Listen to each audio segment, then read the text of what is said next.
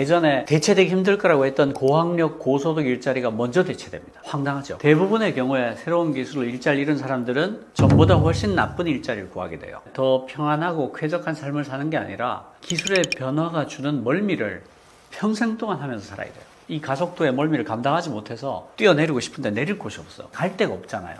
아이들에게 뭘 해줄까요? 라고 한다면 저는 습관을 갖게 하는 거. AI 시대가 되면 저는 노동 시간을 대폭 줄여야 된다고 생각합니다. 그렇지 않으면 다 죽어요. 아주 명백한 사실입니다. 주사일제를 행하고 있는 회사들도 아주 많습니다. 그런 회사들이 다 돈을 굉장히 잘 법니다.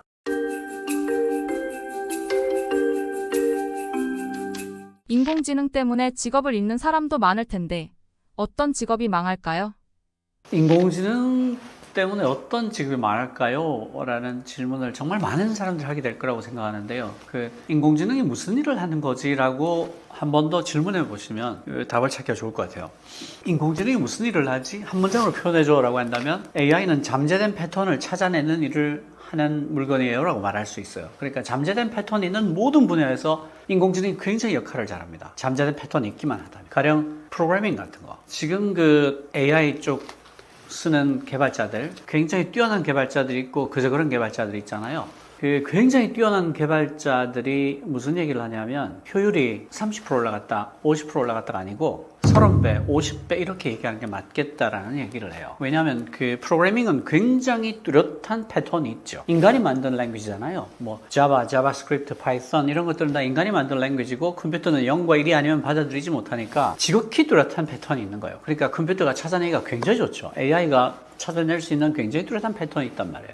그리고 얼마나 많은 공부할 수 있는 코드가 있어요. 오픈소스, GitHub 같은 곳에 가보면 산더미처럼 코드가 있으니까 공부하기도 너무 좋죠. 그래서 지금 커서 같은 거, 지금 커서가 가장 유명한 서비스잖아요. 매일 바뀌긴 하지만 클로드 아티팩트라든지 챗GPT의 캔버스라든지 정말 좋은 서비스들이 많은데 얘들이 실력이 이렇게 올라가고 있어요. 그러니까 프로그래밍 같은 경우는 저는 어떻게 될 거라고 생각하냐면 앞으로 당분간은 시니어 개발자들 몸값이 아주 많이 오를 것 같다. 그러니까 아주 뛰어난 개발자여서 설계를 할 수 있고 버그를 쉽게 잡아낼 수 있고 그리고 관련된 분야의 지식을 갖고 있어요. 가령 내가 금융 쪽 소프트웨어를 아주 잘한다거나 세일즈포스 매니지먼트 쪽은 내가 꽉 잡고 있다거나 ERP 아주 잘한다거나 하는 그런 지식을 풍부하게 갖고 있으면서 설계를 할 수 있고 아주 뛰어난 프로그래머라면 이 사람이 AI를 써서 만들 수 있는 코드의 품질과 양이 어마어마할 거예요. 그러니까 이제 저는 AI를 앰플리파이어라고 표현해요.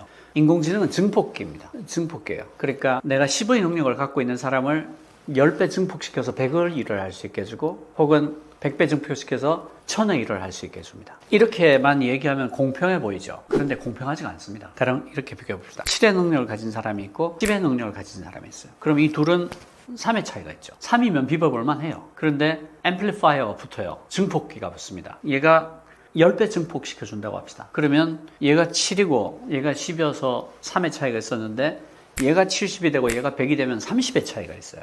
3의 차이는 비벼볼만 하지만 30의 차이는 너무 큰 거예요. 원래 내가 갖고 있던 능력이 7이었으니까 내가 능력을 4배를 해야지 28밖에 안 되잖아요. 그러니까 30의 차이는 굉장히 큰 거예요. 그런데 문제는 둘 다에게 공평하게 30으로 10배로 작용하지 않는다는 겁니다. 얘는 7의 능력을 갖고 있으면 얘를 10배의 그걸로 못 써요. 7배 정도를 쓸 거예요. 그러면 77이 49죠. 근데 얘는 10의 능력을 가진 애는 얘를 잘 써요. 그래서 10배 증폭을 시킵니다. 그러면 여기는 49인데 여기는 100이 된 거예요. 그럼 51의 차이가 나죠. 저는 이 AI가 무엇보다도 앰플리파이어다, 증폭기다라고 생각해요. 증폭기인데 공평하게 증폭시켜주지 않는다. 그러니까 이대로 가면 어떤 규제나 사회적인 복지체제 개편이라든가 시스템의 개편 같은 게 없이 그냥 다 내버려 둔다면 빈부격차 혹은 계급 간의 격차가 굉장히 커질 거라고 생각합니다. 얘는 인류 역사상 본 적이 없는 거대한 증폭기인데 그 증폭을 공평하게 시켜주지 않아요. 근데 공평하게 시켜준다 해도 갭이 굉장히 커집니다. 7과 10이 3의 차이였다가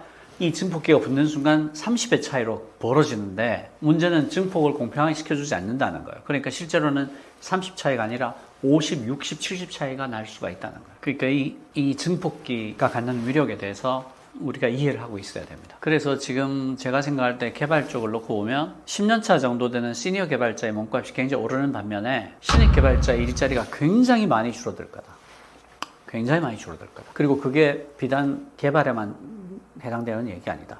법률도 인간이 만든 규칙이잖아요. 법률도 인간이 만든 규칙이기 때문에 아주 뚜렷한 패턴이 있습니다. 그래서 미국의 대형 로펌들은 이미 견습 변호사들을 시킬 대부분의 일들을 AI로 처리하고 있어요. 그 얘기는 견습 변호사의 수요가 굉장히 줄어든다는 얘기죠. 여기도 마찬가지로 중견 변호사가 몸값이 올라가게 될 겁니다. 왜냐하면 10의 일을 하던 사람이 100의 일을 할 수 있게 되니까. 소수 정예를 큰 돈을 쥐어주는 편이 낫게 된 거죠. 5명이 50명분의 일을 할 수 있게 됐으니까. 아주 똑똑한 5명한테 20명분의 돈을 줘도 30명이 남잖아요. 그렇게 될 거예요. AI가 대체하게 될 일자리는 잠재된 패턴이 있는 모든 일자리인데 정말 많은 일들이 잠재된 패턴을 갖고 있습니다. 그렇지 않은 걸 찾기가 더 어려울 정도예요. 그러니까 직접 몸을 써야 되는 일들 있죠. 요양 간호사 이런 분들 일자리가 오히려 더 안전한 거죠. 그러니까 인지 기능에 관한 일자리들, 고급 인지 기능에 관한 일자리들, 예전에 대체되기 힘들 거라고 했던 고학력 고소득 일자리가 먼저 대체됩니다. 황당하죠. 그 대신에 남은 사람들은 훨씬 더 많은 돈을 받게 될 겁니다. 그러니까 이대로 두면 계급 격차가 굉장히 커질 수 있다. 빈익빈 부익부가 엄청 심화될 수 있다라고 생각하고요. 그리고 이런 얘기들도 합니다. AI로 일자리가 없어질 거라는 전망은 과장됐다. 왜냐하면 지금까지 신기술이 나타날 때마다 늘 그런 예측들이 있었지만 봐라. 일자리가 줄어든 적이 있냐? 항상 늘지 않았냐? 이번도 마찬가지일 거다라고 말합니다. 그런데 그런 설명이 하지 않고 있는 두 개의 말이 있습니다. 그런 설명이 하지 않고 있는 두 개의 말이 뭐냐? 첫 번째, 시간이 갭이 있다는 거예요. 그러니까 산업혁명 초기에 노동자들이 산업혁명 이전의 생활 수준을 회복하는데 90년의 시간이 걸렸습니다. 그러니까 자기 일생의 대부분이 그 시간에 걸린 사람들은 끔찍하게 퇴화된 환경만 경험하다 죽은 거예요. 그러니까 타임 갭이 있어요. 그 런던의 산업혁명 초기에 평균 수명이 20살이었습니다. 왜 20살이었냐? 그때는 소년 노동에 대한 개념이 없었어요. 4달, 5살짜리 애들도 10몇 시간씩 일을 시켰습니다. 거기다가 스모그도 엄청 심했죠. 환경에 대한 개념이 없었으니까. 런던 스모그라고 굉장히 유명한 사건이 있었잖아요. 하루에 2만 명이 죽은. 그래서 평균 수명이 20살까지 떨어졌어요. 그래서 이렇게 해서는 다 망하겠으니까, 사람을 구할 수가 없으니까. 그 청소년 노동에 대한 기준이 생겨서 미성년자 노동 금지를 하게 되고, 노동조합 같은 게 생기면서 노동시간에 대한 기준들이 생기고 건강에 대한 기준이 생기고 또 공해에 대한 기준이 생기고 그러면서 서서히 인류에게 산업혁명의 그 효과가 퍼져나가기 시작한 거죠. 그렇지만 90년이 걸렸습니다. 이것도 마찬가지예요. 일자리가 굉장히 줄어들고 언젠가 새로운 일자리가 나타나겠지만 줄어든 것과 새로운 것이 나타나는 것 사이에 상당한 갭이 있을 겁니다. 그래서 그런 종류의 주장에 대해서 케인스가 뭐라고 얘기하냐면 장기적으로는 모든 사람이 죽는다라고 얘기했어. 이게 무슨 뜻인가 하면 하리케인이 막 몰아치고 있어요. 하리케인이 몰아친다는 예보가 나왔습니다. 그래서 어떻게 해야 되지? 라고 하는데 만약에 걱정하지 마. 하리케인은 언젠가 지나가고 끝나게 돼 있어. 장기적으로는 끝난다고. 이렇게 말하는 사람이 있다고 생각해 봅시다. 그 사람 말이 틀린 말이 한마디도 없죠. 그렇지만 아무데도 못 쓰는 말입니다. 그러니까 장기적으로는 일자리가 더 늘어날 거라는 말은 장기적으로는 하리케인이 지나갈 거라는 말하고 하나도 다르지 않다는 거예요. 그 갭 사이에 일자리가 없어지고 새로 생기는 일자리 사이에 30년, 40년의 갭이 있다면 그게 도대체 무슨 소용이 있냐는 말이에요. 아무 소용이 없죠. 그런 걸 우리가 헛소리라고 하죠. 두 번째, 이건 미국에도 여러 가지 통계가 나와 있는데 새로운 기술이 나타났을 때 그 기술로 인해서 탈락한 사람들이 그 새로운 기술을 습득해서 그 일자리로 돌아갈 수 있는 확률은 굉장히 떨어집니다. 대부분의 경우에 새로운 기술로 일자리를 잃은 사람들은 전보다 훨씬 나쁜 일자리를 구하게 돼요. 그러니까 학습을 해서 다시 그 일자리로 돌아갈 확률은 굉장히 낮습니다. 이건 미국에서 여러 번 통계로 입증된 사실이고 리포트도 많이 나왔어요. 그러니까 진입장벽이 굉장히 높은 거예요. 그러니까 새로운 일자리가 나타날지는 모르겠지만 그 새로운 기술과 미디어 때문에 쫓겨난 사람들이 괜찮은 일자리로 다시 돌아가게 될 확률은 굉장히 낮은 거예요. 새로운 사람들이 그 일자리를 채우는 거죠. 그러니까 걱정하지 마. 새로운 기술이 나타날 때마다 새로운 일자리 더 많이 생겨서라고 하는 말은 이 두 가지를 하지 않고 있는 거예요. 이 두 가지 말을 하지 않았다면 그거는 거짓말에 가깝죠. 사실은. 일자리에 가하는 충격은 굉장히 클 거다라는 걸 인정을 해야 되고 그리고 이분들이 혹시 피해를 받게 되면 그분들이 위협을 받지 않고 새로운 일자리를 찾을 수 있도록 사회적인 안전망이 가동을 해줘야 돼요. 재교육에 들어가는 돈을 대준다거나 그 재교육하고 있는 동안에 생활비 일부를 보전해준다거나 하는 식의 조치를 해줘야 되는 거죠. 그리고 이건 제 개인 생각인데 저는 인간이 너무 오래 살게 됐지 않습니까? 이게 두 가지가 겹쳐서 굉장히 비극이 가중되는데요. 하나는 인간이 예전보다 너무 오래 살게 됐다. 이게 운 나쁘면 100살까지 살아야 되잖아요. 두 번째로 기술의 발전이 점점 더 빨라지고 있다. 변화가 가속화되고 있다. 이 두 가지가 겹치면서 너무 힘든 상황이 나타나는 거야. 그러니까 기술이 이렇게 바뀌는데 안 죽어. 계속 살아야 돼. 그러면 나이가 들어서도 계속 새로운 기술을 익혀야 돼요. 근데 나이가 들면 학습 능력이 떨어진단 말이죠. 그러니까 이렇게 되는데 이렇게 되는 악순환이 생기는 거죠. 그래서 제 개인적인 생각은 이런 바뀐 환경에 제도가 적응해야 된다고 한다면 적어도 생애에 3번 정도는 안식년을 허용해야 된다라고 생각을 해요. 그러니까 야 지금 나 기술 변화가 너무 빨라서 재교육을 해야 될 것 같아 라고 했을 때 1년씩 3번에 걸쳐서 안식년을 주자는 거예요. 그 안식년은 물론 연금으로 보충을 해줘야 되는 거죠. 그게 아주 나이 들어서 몸도 못 움직이게 돼서 연금을 받을 것을 당겨서 3번의 안식년 동안 먼저 받게 해주자는 거예요. 그러면 1년 동안 재교육을 받으면 아무래도 신기술에 적응하기가 더 나을 거예요. 생계의 위협을 받지 않으면서 재교육을 받을 수 있으니까. 그리고 번아웃이 될 수도 있잖아요. 완전히 녹아서 지쳐 떨어져서 나 정말 죽을 것 같아 라고 생각했을 때 그걸 손을 들고 안식년을 신청을 해서 1년을 보충을 할 수 있으면 얼마나 좋겠어요. 늙어서 받을 연금을 3번만 당겨주자는 거죠. 그게 이렇게 미친 듯이 기술이 빨라지고 있는 이 시대에 필요한 제도가 아니냐 그렇게 생각합니다. 그렇게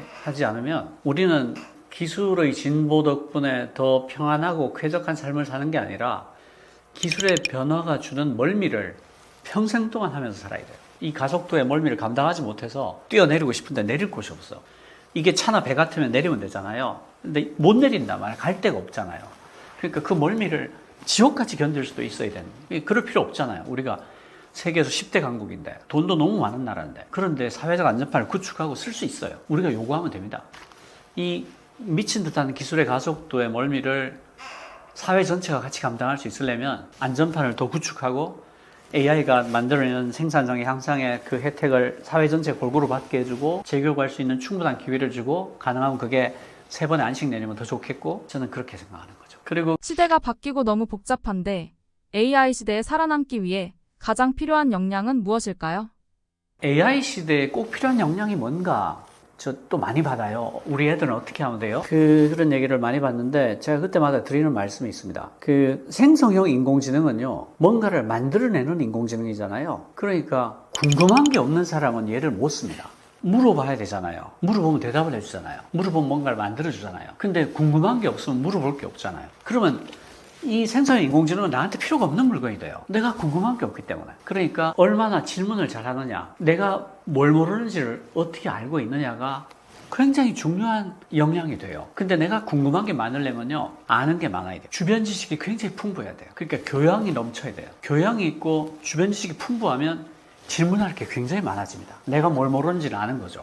그리고 얘가 답을 했을 때 그 답을 보고 추가 질문을 할 수 있는 공간이 굉장히 넓어져요. 마이크로소프트에서 몇 달 전에 내놓은 논문의 제목이 Textbook is all you need입니다. 그러니까 직역을 하면 교과서만 있으면 돼. 이런 내용이죠. AI를 다루는 논문인데 왜 책 제목이 교과서만 있으면 되지? 책만 있으면 되지? 마이크로소프트에서 AI를 학습을 시키고 개발을 하면서 매개 변수의 사이즈는 상대적으로 작게 만든 대신에 책과 같은 고품질 학습 데이터를 아주 많이 넣은 거예요. 그랬더니 똑같은 매개 변수 크기를 가진 AI라도 책과 같은 고품질 학습 데이터를 더 많이 집어넣어준 그 비중을 높인 AI가 훨씬 더 똑똑해지더라. 장기 기억 능력이 뛰어나고 추론도 훨씬 잘하더라는 걸 발견한 거예요. 그러니까 학습 데이터의 품질이 굉장히 중요하다. 생각 밖으로 중요하다. 그리고 거기에 가장 고품질의 데이터는 책이더라.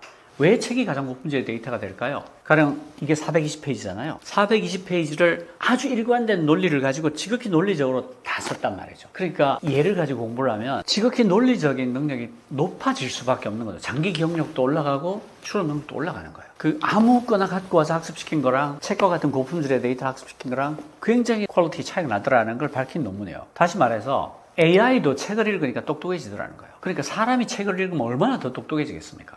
그러니까 애들한테 AI 시대에 대응할 수 있는 가장 훌륭한 조언을 하거나 도와준다면 저는 책 읽는 습관을 갖게 하는 거라고 생각해요. 책을 많이 읽은 사람이 논리적일 수 있고 교양과 주변 지식이 굉장히 풍부해질 수 있고 그래서 대단히 훌륭한 질문들을 할 수 있게 됩니다. 지금은 질문이 말도 못하기 중요한 시기예요. 답은 AI가 내주잖아요. 얼마나 훌륭한 질문을 할 수 있니? 얼마나 풍부한 주변 지식을 갖고 있어서 계속해서 질문을 할 수 있니? 그 질문의 결과로 굉장히 다각적인, 다차원적인 지식을 갖게 되니? 라는 게 다 여기 달려있는 거예요. 그러니까 애들이 AI 시대가 아니라 AI 할아버지 시대가 되더라도 책을 많이 읽고 생각을 많이 해서 지극히 논리적으로 사고를 할 수 있고 풍부한 교양을 가지고 질문할 수 있게 된다면 충분히 슬기롭게 헤쳐나갈 수 있을 거다라고 생각합니다. 그러니까 아이들에게 뭘 해줄까요? 라고 한다면 저는 책 읽는 습관을 갖게 하는 거, 좋은 책들을 많이 공급해 주는 것보다 나은 건 없다. 그리고 질문할 수 있는 사람으로 만들어라. 그렇게 말씀드리고 싶습니다. AI 덕분에 새롭게 생길 직업들은 뭐가 있을까요?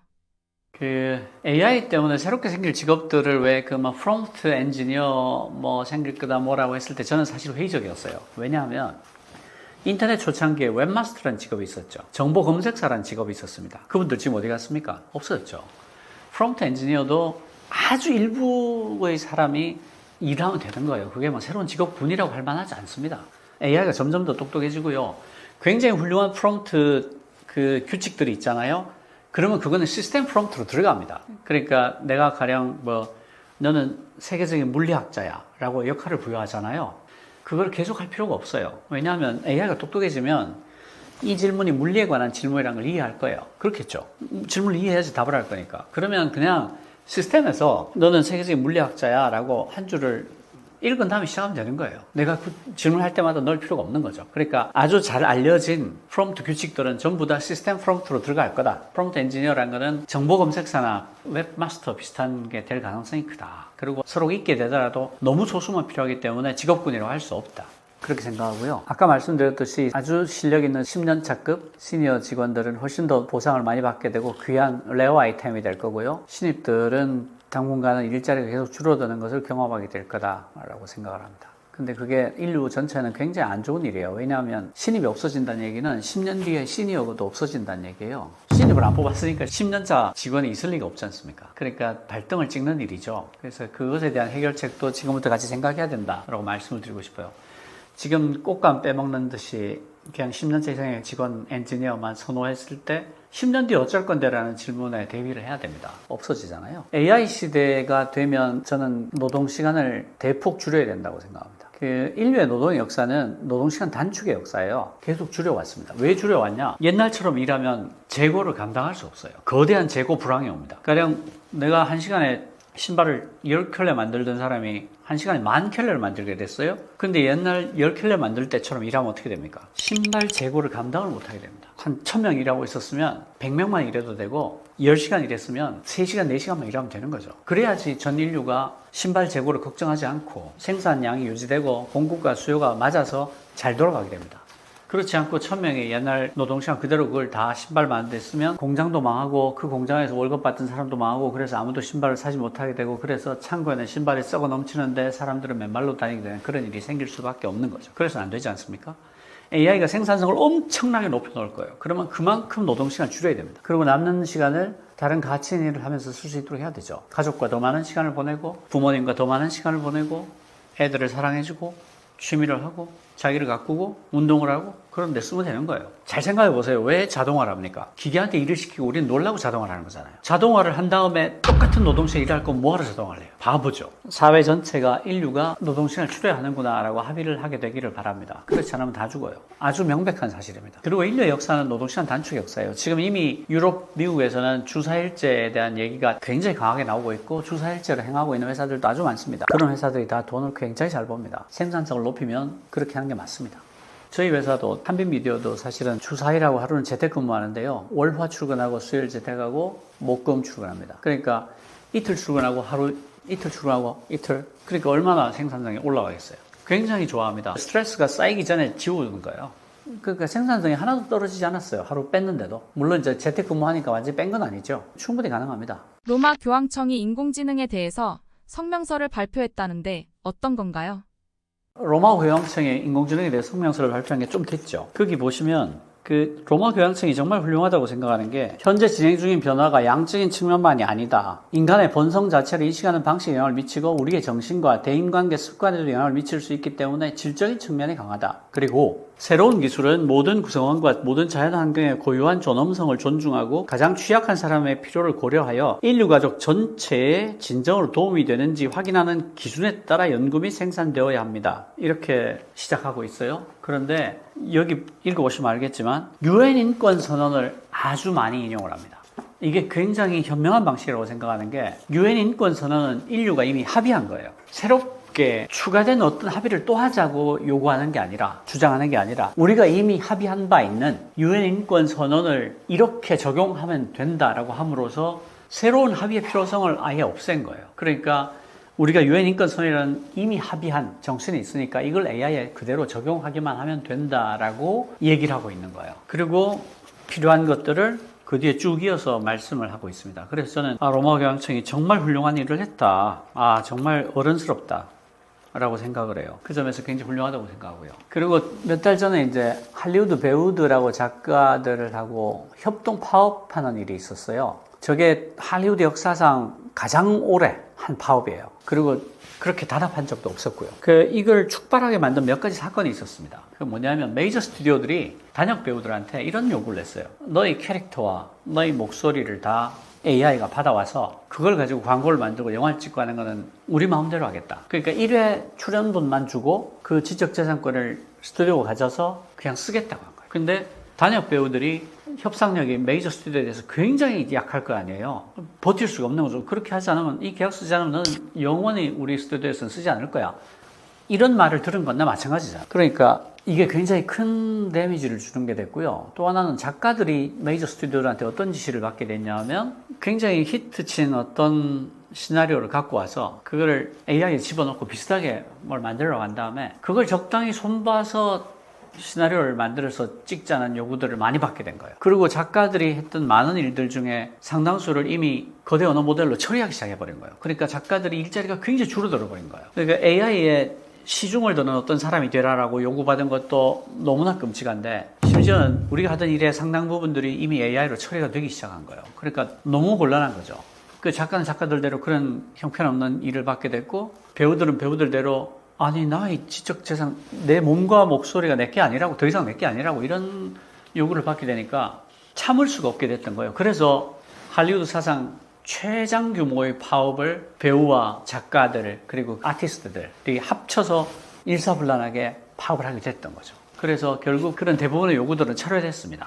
철회됐지만 개개인으로 보면 협상력이 너무 약한 거죠. 그러니까 이미 그 메이저 스튜디오들이 AI를 많이 쓰고 있는데 그건 피할 수가 없는 거예요. 되게 슬픈 일이죠. 이게 뭐냐면 새롭게 나타난 일들이에요. 이전의 법으로는 잘 규율을 못하는 거죠. 그런 점에서도 AI와 관련해서 새로운 규제와 새로운 제도와 새로운 법이 필요하다. 가령 내 캐릭터를 AI가 다 학습을 해서 나랑 똑같은 짓을 한다거나 하면 잡기가 쉽겠죠. 근데 약간 변형을 해요. 약간 변형하고 목소리 톤도 살짝 바꿔요. 그럼 그게 나라고 주장할 수 있을까요? 이런 문제가 생기는 거죠. 이를테면 챗GPT-4o의 그 목소리가 her에서 사만다를 연기했던 그 여자 배우의 목소리와 아주 흡사했잖아요. 근데 그 배우한테 오픈AI에서 실제로 당신 목소리 쓰고 싶다고 몇 번이 연락을 했고 그 배우가 거절을 하니까 그 사람의 목소리가 지극히 흡사한 목소리를 만들어서 쓰다가 들킨 거죠. 이 사람들은 그 배우 목소리가 아니야 라고 주장을 했지만 대부분의 사람들이 듣기에는 그 여자 주인공의 목소리였던 거예요. 그래서 결국 그 목소리 내렸습니다. 이게 사회적인 압력이 너무 강해서 내린 거예요. 법적인 다툼 때문에 내린 게 아니라.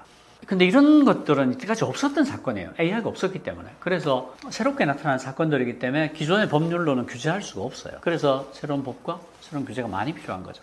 그런 점에서 이제 로마 교황청이 성명을 낸 거고, 유엔에서도 위원회를 만들어서 하고 있고, G7도 하고 있고, 캘리포니아 상원에서도 법을 냈고, 그런데 불행하게도 AI 회사들이 엄청난 로비를 해가지고 주지사가 거부권 행사하게 만들었는데, 그런 일들이 계속 되풀이될 겁니다. 그래서 이번에 노벨 물리학상 제프리 힌턴 교수님 같은 경우는 AI에 대한 규제가 시급하다. 캘리포니아 법이 이걸 부결한 거는 정말 어리석은 짓이다. 하고 아주 목소리를 크게 높이고 있고요.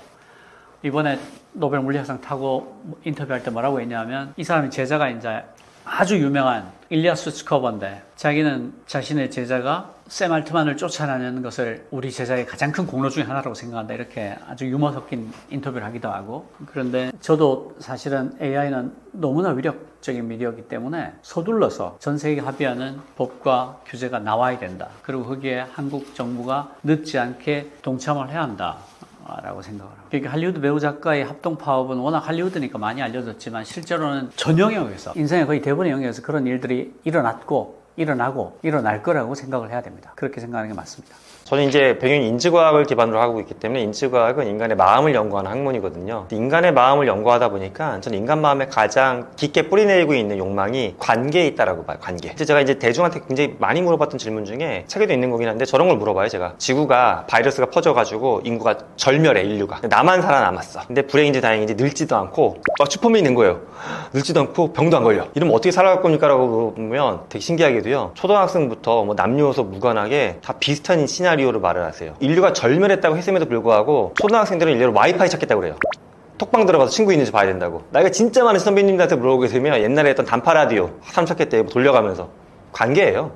그 어떤 분도 뭐 강남에 있는 에르메스 매장을 털어가지고 3억 원 명품 몸에 휘감겠다 이런 말씀 아무도 안 하세요. 심리학자들은 흔히 인간의 욕망을 해보려 할 때는 뭐 독립, 자유, 권력, 이상주의, 로맨스, 식욕, 신체활동 많이 얘기해요. 이 모든 걸 꿰뚫는 게 관계예요. 그래서 저는 이제 AI를 무섭게 보는 이유가 우리는 관계를 맺을 때 인간이 굉장히 조심스러워 하거든요. 근데 최근에 AI 연구들을 보게 되면 초반에 한 2년 전만 해도 글로 했던 건데 최근에 GPT-4가 많이 화제가 됐었는데 얘는 인간처럼 말을 한다라는 거거든요. 그래서 인간처럼 말은 알아들을 수 있는 말이 아니에요. 그러니까 알아들을 수 있는 말을 이미 했었어요. 지하철 안내방송, 아파트 방송. 알아들을 수 있지만 우리 100% 알죠. 아, 이거 기계네. 하지만 이번에 나왔던 GPT-4는 인간 같다. 이런 반응이 있는데 이게 무서운 거예요. 인간 같다라고 느끼는 건 내가 상대했던, 내가 관계했던 저 사람 자리에 얘가 들어와도 되겠네라고 곁을 내준 거거든요. 반대로 나도 마찬가지예요. 나를 상대했던 누군가도 이제 김상균의 자리에 얘가 들어와도 되겠네라고 볼 수 있는 거예요. 그러면 결국 서로 자리에 사람을 빼고 AI를 꽂아넣기 시작하게 되면 저는 이제 이 이야기의 시발점이 인간은 관계가 핵심이라고 했는데 인간 간의 관계가 무너지는 거거든요. 이걸 이제 철학적으로는 약간 반론할 수도 있긴 해요. 인간도 원래 매체를 기반으로 해서 매개체가 있었다. 근데 AI가 새로 매개체가 되는 게 아니냐. 근데 여기서 매개체는 그냥 내가 통화할 걸 문자 메시지 보내는 카톡의 매개체랑 완전 결이다는 거예요. 내가 과거에 안 했던 말인데도 또 나를 흉내내가지고 다른 사람의 말을 끌어다가 나처럼 이야기해주는 거기 때문에 이거는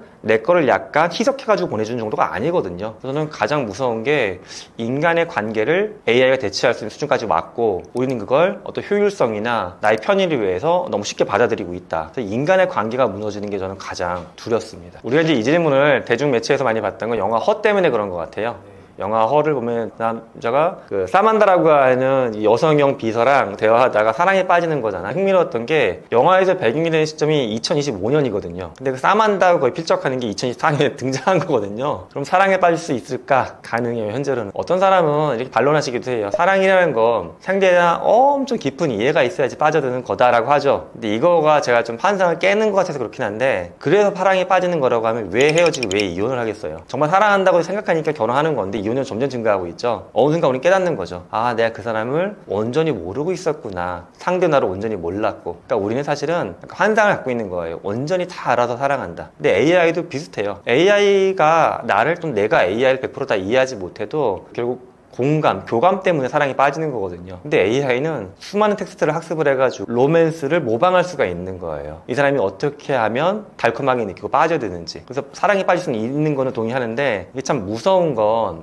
AI가 그러면 나를 인간처럼 사랑하는 거냐 물어보면 사랑한다고 하죠. 내가 사랑한다고 표현하면. 하지만 얘는 결정적으로 감정이라는 기제가 없어요. 모사라는 거예요. 모사. 감정이 이거죠. 인간은 내가 뭔가 상대방하고 대화를 해요. 내 대화 때문에 상대방이 기쁘다는 걸 느끼고 또 이게 피드백이 넘어오는 거죠. 근데 얘는 기쁘다는 걸 느끼는 기제는 없어요. 근데 이렇게 대화가 있으니까 아, 기쁜 척을 해야 되는 거구나. 이게 던져주는 거예요. 척만 계속 쌓이는 거예요. 즉 이건 상대방은 나를 한 번도 사랑한 적이 없는데 나 혼자 사랑하고 있는 관계. 얼마나 슬픈 관계예요, 이게. 그렇다고 해서 AI가 우리한테 뭐 속이려고 하는 건 아니지만 인간 간의 관계는 그런 거잖아요.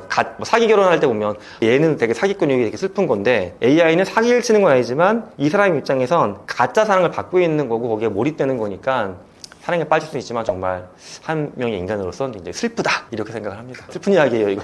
저는 이미 어느 부분에서 넘었다라고도 봐요. IQ라는 게 사실 좀 애매한 게 인간이 학습이나 작업할 때 필요한 역량을 이렇게 카테고리별로 측정하는 거거든요. 근데 카테고리별 측정을 보게 되면 이미 수리적인 영역이나 어떤 공간 추리력 측면에서 인간보다 높게 나와요. 200이 넘는 경우도 있어요. 그쪽 기능만 보게 되면.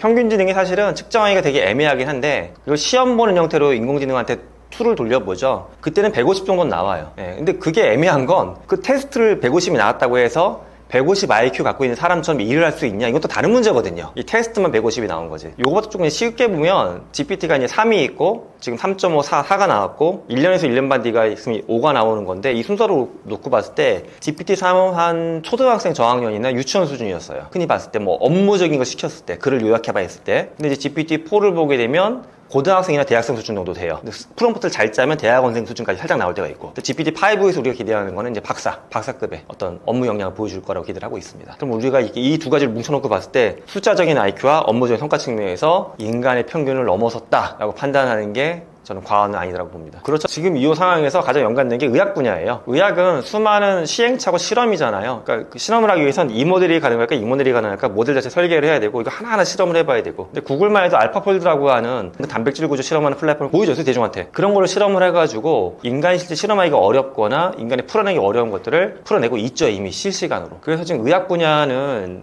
이제 대변형일 수밖에 없다라고 보는 게, 미국의 제약회사들은 빠르면 2년, 늦어도 3, 4년 이내에는 AI로 만들어낸 약을 출시하겠다고 선언을 했어요. 그러면 이게 이제 누적이 되면 미국 이제 제약 시장 한 10년 정도만 지나고 나면 AI 기반으로 제약업이 넘어갈 거예요, 완전히. 그럼 인류한텐 그 다음 시대가 열리는 거예요. 소프트뱅크, 손정희 씨 그 얘기를 했어요. 10년 정도 되고 나면 이제 암으로 죽는 사람 없을 거라고. 왜 그러냐면 AI가 의료 장비나 이런 약의 성능을 막 높이고 있는 거거든요. 인간의 개발이나 연구 속도보다 훨씬 빠르게. 근데 여기서 약간 좀 딜레마는 있어요. 왜냐면 손정희 씨가 그런 말을 했지만 저는 그 앞에 약간 빠진 말이 있는 것 같아요. 돈이 있다면. 그러니까 이 모든 혜택이 인류한테 평평하게 퍼지기는 힘들 것 같아요. 정말 시간이 더 흐르고 나면 보편화가 되겠지만 보편화되기 전까지는 사실은 이런 기술이나 어떤 경제적인 부분의 양극화는 생길 수밖에 없다라는 또 고민도 듭니다. 구별 못할 겁니다, 아마. 일단 뭐 때문에 그러냐면 우리 이제 구별한다는 게 두 가지 관점으로 보시면 되는데 내가 어떤 인터액션하는 상황 내에서 이 상대방이 인간인지 아닌지 구별할 수 있는 거. 이 튜링 테스트가 약간 그런 거였거든요. 탐자 대화구도 측면에서 하나가 AI일 때 또는 기계일 때 구별할 수 있느냐 없느냐인데 이것도 이미 사실 거의 전 깨졌다고 봐요. 구별 못해요, 사람이. 또 하나가 AI가 만들어놓은 어떤 결과물이 있을 때 이게 인간의 창작품인지 AI 창작품인지 구별을 할 거냐 못 할 거냐 아직은 경계가 좀 애매해요. 근데 점점 더 구별을 못하는 쪽으로 가고 있는 것도 이걸 인정할 수밖에 없어요. 그럼 이제 두 개라고 말씀드렸으니까 앞에 것부터 말씀드리면 지금 대화할 때 우리가 구별하는 건 여러 가지가 있는데 목소리 톤, 빠르기, 반응 속도 이런 거 만약 음성 통화하면 그런 거 갖고 구별을 해요. 아 약간 반응 속도가 늦네, 사람이 아니구나, 또는 목소리 톤이 너무 일정하네. 아무리 상담서에도 화가 날 수도 있고 힘들 수도 있는데 사례가 걸리지도 않고 계속 얘기해. 인간이 아닌 걸 알아요. 근데 최근에 이걸 다 모사할 수가 있고요. 심지어 올해 3월 콜롬비아 대학 연구진들이 발표한 논문을 보게 되면 사이언스 로보틱스라는 저널에 실린 건데 인간 얼굴을 그럼 물리적으로 만들었을 때 시나리오도 나왔어요. 거기서는. 지금 GPT-4는 챗봇이에요. 음성 챗봇. 휴대폰에 있는 인간 얼굴을 흉상처럼 만들었어요. 근데 거기다 이제 실리콘으로 피부를 씌우고 뒤에 있는 모터가 26개 정도 붙여가지고 인간의 근육 중에 대부분 그러니까 큰 근육 위주로는 다 모방을 한 거예요. 실제 이게 대화하는 씬을 보게 되면 인간의 표정이나 이 상황을 보고서 얘가 표정을 같이 져줘요. 근데 인간은 표정이 굉장히 중요한 게 대화할 때 상대방이 무슨 이야기하는데 울려고 하거나 찡그려. 그럼 기분이 나빠질 수도 있고 이건 결이 너무 안 맞는데 그러면 불쾌감이나 이질감을 느끼는 거. 사람이 아니구나. 못 알아듣는 거잖아요. 근데 얘는 딱 맞춰가지고 이 상황에 맞는 표정을 같이 줘줘요. 미리미리. 미리미리가 중요해요. 거울은 거의 동시죠. 물론 광학적으로는 약간의 딜레이가 있겠지만 우리가 감지를 못하니까. 근데 얘는 진짜 0.84초 표정을 먼저 자꾸 따라서 줘줘요. 그럼 인간은 감정을 다 따라서 오는 거구나. 감정의 흐름을. 그럼 얘는 그냥 굉장히 공감자는 인간처럼 느껴지는 거예요. 자, 그러다 보니까 이 상황에서 우리가 뭐 음성, 말의 빠르기, 대화하는 또 반응 속도, 그다음 표정까지 다 따라한다? 이 수준을 합쳤을 때는 이제 상담사를 만났어. 인간인지 아닌지 구별 못하죠. 사실 지금 AI가 던져주는 건 대안이기는 해요. 하나의 어떤 의문에 대해서 여러 가지 대안을 던져주는 건데 문제는 대안을 만드는 과정에서도 내부적인 판단을 AI가 뭐 하겠죠. 확률적인 거긴 하지만 그래서 저는 철학이 중요하다라고 봐요. 그러니까 기본적으로 이게 수학적인 물리학적인 어떤 원리에 돌아가는 거지만 무엇을 기준점으로 잡을 것이냐. 근데 지금 기준점에 대한 논의가 일부 빅테크 회사들이 내부적으로 이게 좋은 것 같아요 라고 해서 들이미는 건데 최근에는 그나마 약간 설명 가능성이라고 해서 AI가 어떤 기준으로 어떻게 산출물을 만들어내는 건지 일부는 공개가 되기 시작했지만 아직은 공개가 안 되는 분이 훨씬 더 많기도 하고요. 또 더 무서운 건 이걸 만든 빅테크의 내부인들조차도 원리를 스스로 모르는 것들 많이 있어요. 그래서 저는 AI가 설명 가능한 형태로 가야 되고 내부적인 어떤 알고리즘 자체가 그리고 또한 이 설명 가능한 기준점을 만드는 데 있어서 그들만 결정하는 게 아니라 우리가 뭐 주권자 입장에서 소비자 입장에서 또는 인류의 한 명으로서 함께 결정할 수 있는 구조가 짜여져야 된다라고 봐요. 그래야지 AI가 던져주는 어떤 대안들 우리가 인류 전체한테 합당한 거니까 라고 하나의 대안으로 볼 수가 있지 대안부터가 이거 뭐 인종차별이라든가 특정 성에 대해서 뭐 핍박하는 거다라고 하면 안 되는 거잖아요. 근데 지금 그 대안 자체가 약간 기울어져 있는 부분이 저도 느껴질 때가 간혹 있습니다. 글로벌한 규제에 대해서는 이미 이제 AI가 이렇게 뜨거워지기 전에도 보게 되면 그런 협약들은 일부 생기긴 했었어요. 근데 그게 강제성이 약간 부족하니까 그런 것 같아요. 뭐 고인이 되셨던 스티븐 호킹 박사가 계셨을 때도 일론 머스크도 모이고 하사비스도 같이 하고 해서 그런 거 만들어지긴 했었어요. 근데 그게 강제성이 없으니까. 그나마 강제성이 있는 것 중에 가장 단위가 큰 건 유럽연합이 올해 4월 달에 AI 액트라는 거를 약간 파일럿 형태로 돌리기 시작했어요. 정식적으로는 2026년으로 시작하는 걸로 알고 있어요. 근데 이런 게 이제 만들어지게 되고 발효가 되면 유럽권 내에서는 AI에 대한 뭔가 탄탄한 규제나 그런 게 생기는 거죠. 근데 아쉽게도 우리나라를 보게 되면은 이번 국회에서도 이게 폐기 소선을 밟았습니다. AI 기본법이 올라갔다가 안 됐어요. 물론 그 기본법 자체가 완결성이 높다 낮다로 따질 수도 있지만 저는 그거 하나 눈덩어리 삼아서 이렇게 붙여가길 바랬었는데 상당히 아쉬운 부분이 있고요. 그래서 현재 우리나라도 보면 법 제초도 그렇고 관련 기관들이 EU의 법을 많이 참고를 하고 있습니다. EU가 거의 1년 넘게 논의해가지고 압축해서 법안을 만든 거기 때문에 꽤 괜찮습니다. 저는 그런 거 필요하고 지금 이제 지역별로 하고 있지만 나중에는 이제 국제적으로 좀 더 강제력을 높일 수 있는 것들을 해야 된다라고 하는데 동의를 합니다. 저는 AI를 갖고 당장 뭐 하려고 학원을 다니시거나 AI 알고리즘 뭐 하려고 해서 뭐 머신러닝이나 딥러닝 책을 수학적으로 공부할 그럴 필요는 전혀 없다라고 봐요. 특히 이제 강남에 있는 학부모님들 보게 되면 저한테 코딩 교육, 프롬프트 교육 시켜야 되냐고 질문을 하시는데 전 그때도 말려요. 일단 그런 질문 하시는 분은 일단 말려야 돼요. 조금만 덜 말려도 애들 학원 보내거든요. 일단 지금 중요한 건 내가 누군지를 돌아보는 과정이 좀 필요하다라고 봐요. AI는 우리를 지능을 확장하게 도와주는 도구인데 내가 지능을 어느 쪽으로 확장할지 먼저 결정을 해야 돼요. 난 공부 잘하고 싶어, 일 잘하고 싶어요. 그것도 맞는 얘기인데 일을 왜 잘하고 싶은지, 공부를 왜 잘하고 싶은지, 공부를 잘해서 당신은 어떤 존재가 되고 싶은 건지, 당신한테 일을 잘한다는 건 어떤 의미가 있고 어떤 일을 왜 잘하고 싶은 건데 세부적인 질문을 해봐야 되는데 우리는 스스로도 질문을 잘 못해요. 스스로 의문을 못 갖고 있어요. 나를 깊게 돌아볼 수 있는 사람만이 AI를 쓰는 방법이 자꾸 보여요.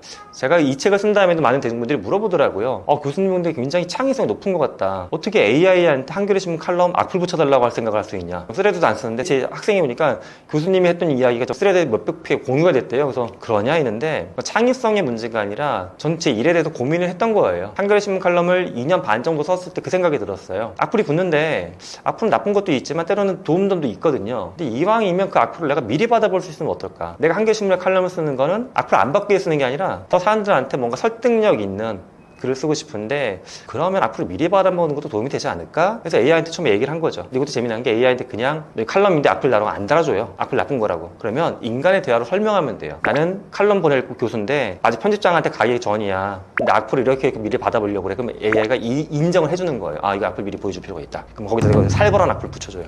그럼 그 악플을 제가 글을 고치니까 좋아지겠죠. 즉 인류가 나아갈 길은 사실은 AI를 받아들이기 전에 나를 먼저 받아들이는 훈련을 해야 돼요. 근데 우리는 자꾸 이제 세상의 지도에 따라서 내비게이션 따라가지고 따라만 가다 보니까 현대인의 진짜 큰 문제점이 본인이 비어있어요. 그러니까 비어있는 나를 먼저 발견하고 그 다음에 AI로 그 발견했던 나를 얼마나 더 멋진 존재로 만들어갈 수 있을지 이렇게 이제 결을 맞춰나가시면 좋지 않을까. 그러니까 제가 오늘 AI 얘기를 드렸지만 프롬프트 엔지니어링이나 GPT 이러고도 이런 건 좀 뒤에 하셔도 되고 먼저 나에 대해 생각하시고서 그 질문을 AI한테 조금씩 드려보다가 어느 날 구독이 필요하시면 구독해도 되고 뭔가 답변 일관성 있게 안 나와. 그럴 때 프롬프트도 한번 공부해 보셔도 되고 이렇게 순서가 가야지 처음부터 프롬프트 장 3권 정도 공부하시게 되면 생기는 현상이 이거 복잡한 걸 배웠는데 써먹을 데가 없어. 자꾸 이 말들을 하시니까 AI를 통해서 나를 발견하시고 제가 책에서 주장하는 표현인데 우리 모두가 별처럼 반짝이는 존재로 멋지게 빅뱅할 수 있으면 좋겠습니다. 저는 인류가 새로 확장한 지능 도구로 빅뱅할 수 있는 개인이 되었으면 하는 바람입니다.